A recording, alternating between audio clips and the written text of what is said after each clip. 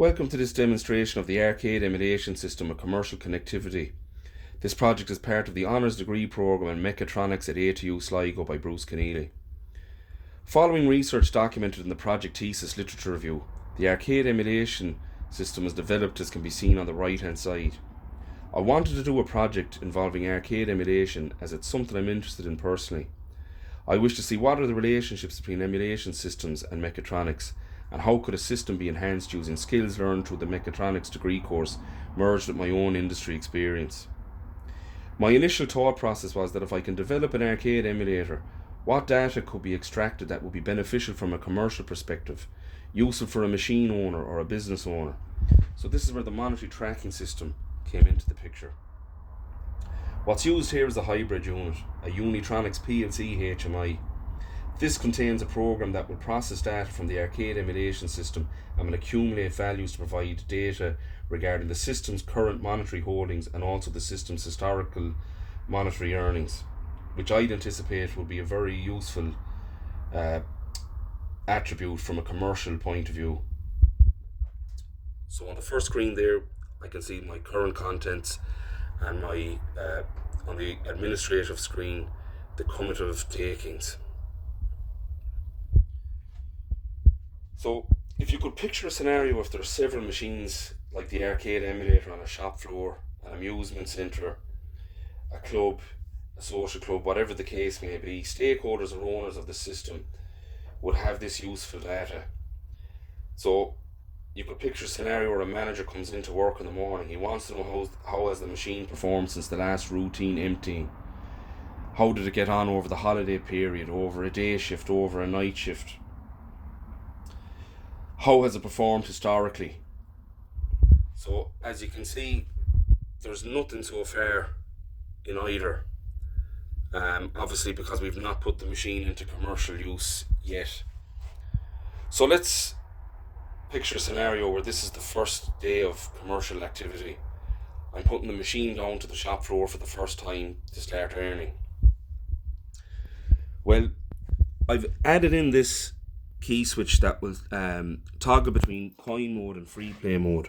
So you can observe that I'm in free play mode here at the moment. My coin lights are illuminated and my key switch is angled over towards the free play mode. So I'll just do a quick demonstration in free play mode.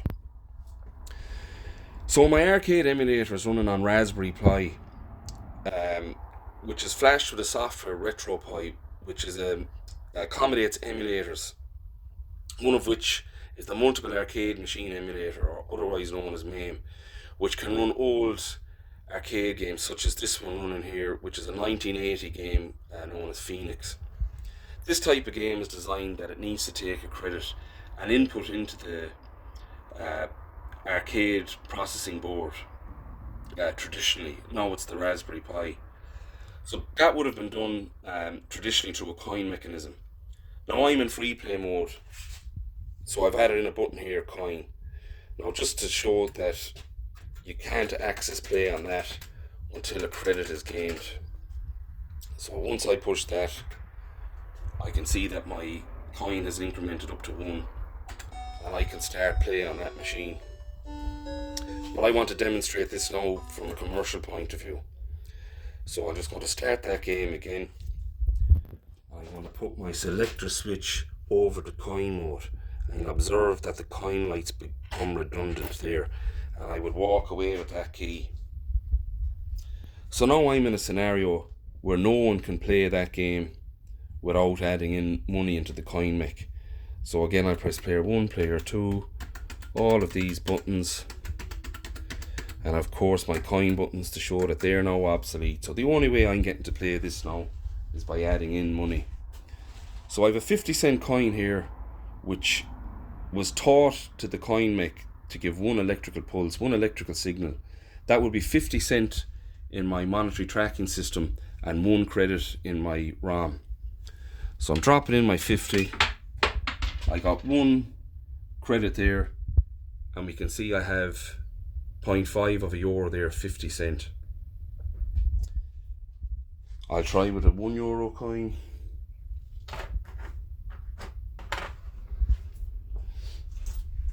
The €1 should give 2 electrical pulses, bringing me up to 3 credits.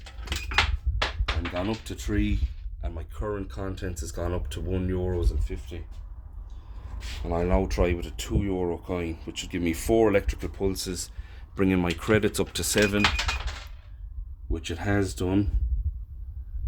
And I also have current content value there of €3.50. Now if someone comes along and chances their arm and tries to put in a wrong coin, I have a 5 cent here which should be rejected, and that's rejected because when teaching in the coin mechanism, it has a optical measuring technology that's measuring the diameter of the coins, which has to be done repeatedly over a process. So that's how the coin mech works from a high level. Back to the commercial performance tracker there. So we have a value there of €3.50. So why is this useful?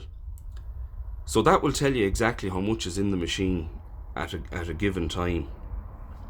So during a routine emptying of the machine, whether it be daily, weekly, monthly, whatever the case may be, you're removing the cumbersome task of coin counting, or removing the coins and having to get them counted automatically in another system. That value could be stored in a database, it could be taken down manually.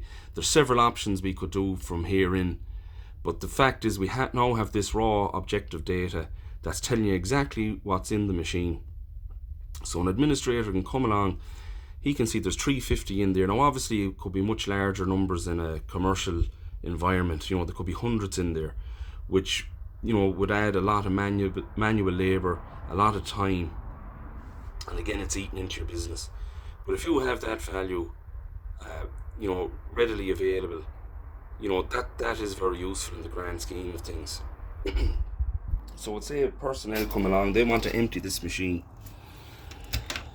So he'll come along, he knows there's 350 in there, he doesn't need to count this, he can just remove it, and the coins are going back wherever they're going, not to a coin count room, because there's no need for it. And I can see my current value now has gone back to 0 because my machine is empty. That's now empty because this door plunger, once the door was opened by the key, that made an input go low, which executes a reset of my memory integer that's holding that value. So how does it work from a counting point of view? If we look into the panel here, so this is my mains, my reset input, and my coin count input. Just to give a quick overview of the panel, I have a primary MCB, I have my 24-volt power supply and a secondary MCB, and all my terminations here in DIN rail connectors. So on my PLC, and this is where the biggest challenge of the project was, I had limited success up to a certain point. I had to reach out to supplier support, who suggested using a template from the VisiLogic library. So I was able to take a pump counting system and edit that to suit my own system. It forced me to add in an input here for a power on input. So a lot of the code needed to see that before certain routines would execute. So with the coin count, it's getting electrical pulses from the coin mechanism up to the input on the PLC. So my coin, when I drop in, let's say a 50-cent coin, that'll give 1 electrical output, which is energizing the coil of my 12-volt relay here. That in turn then gives an input to my PLC. So I have a routine in my PLC then that when that input goes high, it executes what I renamed an add to current routine. That contains an add block with a variable of 0.5, which increments and adds every time the input goes high. The output of that add block then is tied in to the output tag on my HMI here. Now throughout all of this, I still have my cumulative takings, my €3.50 there in my cumulative earnings, or my historical earnings. So where does that give benefit? Well, that will tell a machine owner how has your machine done since its inception commercially. How popular is the machine? How unpopular is the machine? You're removing any word of mouth or estimates and things like that. You're taking this raw objective data to say exactly how well the machine has performed commercially since it was put down on the shop floor. Do I need to move the machine to the front of the premises? Do I need to move it to the back of the premises? Do I need to invest in another one? Do I need to get rid of it? So that will indicate exactly how well the machine is actually performing since its inception. And that's not a value really that requires resetting. I would envisage, you would always want that to know how well has it done for you since the beginning. But like in any technology, you do need some way of resetting that. So in the VisiLogic template program, there is a reset feature. So to do that, there's a password coding. So 1, 2, 3, 4 and enter. And that puts us back to 0 there if the need ever was to reset that. Obviously the current contents will go back to 0 on a routine emptying of the machine, but the cumulative takings, generally you would keep that to see how the machine has performed. So another thing to quickly talk about there would be the coin count selector switch. Obviously a lot of electrical design to implement that, because there's electrical wiring on the arcade emulator, electrical wiring on the commercial connectivity system. So there was considerable trial and error to get that right. So when we're in free play mode and our lights are lit like that, that basically is overriding the coin mechanism. So obviously we'd get credits every time we push the coin button. But when I go back to coin mode, the relay is also utilized there, that when the coin mech gives an output, it energizes this relay. Not only is that relay giving data up to the PLC, but it also gives an input into player 1 and player 2 encoder boards. So when I'm talking about encoder boards, when we look at the control panel of the arcade emulator, these all consist of micro switches. Every time you push one of those, it's just a switch closing. Same with the mechatronic stick here. You move that up, it's making a micro switch, down a micro switch, left, right. So there's 4 micro switches on that. Some games are a little bit more articulate. If something needs to go diagonal and you push that diagonal, you have your up and your right simultaneously. Okay, so all of that has wiring going back to these little encoder boards, which condition the signal back to the Raspberry Pi. So obviously those are digital signals, either on or off, whether they've been actuated by a player or not. And those encoder boards then obviously condition the signal, and they're back via USB to the Raspberry Pi. So the Raspberry Pi contains a little micro SD card, which is flashed with RetroPie software, which is an emulator, or it accommodates emulators. So that really concludes the demo. The biggest challenge from an electrical design point of view, an electrical installation point of view, was when the coin mech had been fitted, there was stray signals or false signals coming from the unit.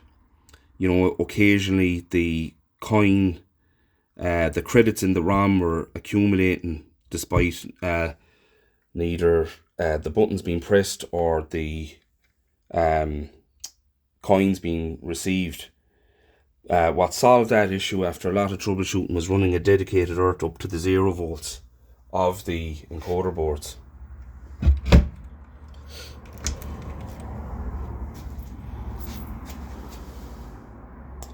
So that concludes the demonstration. Thank you.